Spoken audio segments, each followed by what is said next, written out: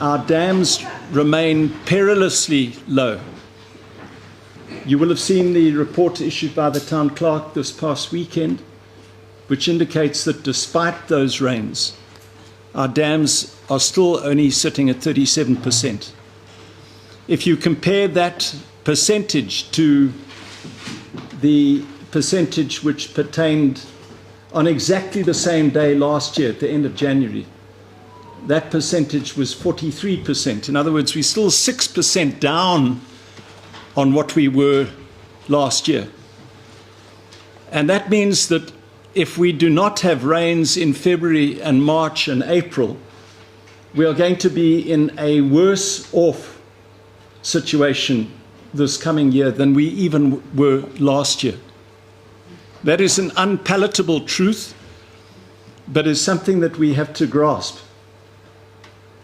And it is in that context that I'm very grateful to all of you councillors for the work that you've done in the last couple of weeks in consulting the residents of our city regarding the proposed construction of GlassBlock Dam.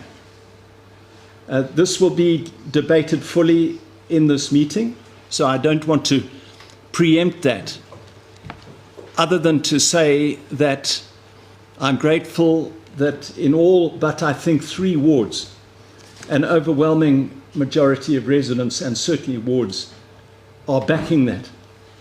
I also want to say that it is unfortunate that there appears to have been political connotations introduced to this debate. That is unfortunate because the construction of this dam should never be partisan. Water has no political colour.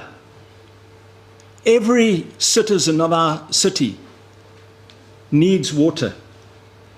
And so it doesn't matter what political party, what faction you come from, any political party. The objective reality, in my view, is that we desperately need water. Now, I've heard, and I'm sure you have heard, some of the arguments that have been put forward why we should not develop GlassBlock Dam. Some people have said that we should develop the aquifer more. And as you know, that is something that all of us are sympathetic towards. But the science is simply not known regarding aquifers. We don't know how aquifers are replenished and how well they are replenished. We don't know the environmental impact on drawing ever greater quantities of water out of aquifers will be. We also have seen the argument regarding our infrastructure. And once again, it is a valid argument. None of us would dispute that our water distribution infrastructure is good. It is seriously decayed. All of us accept that.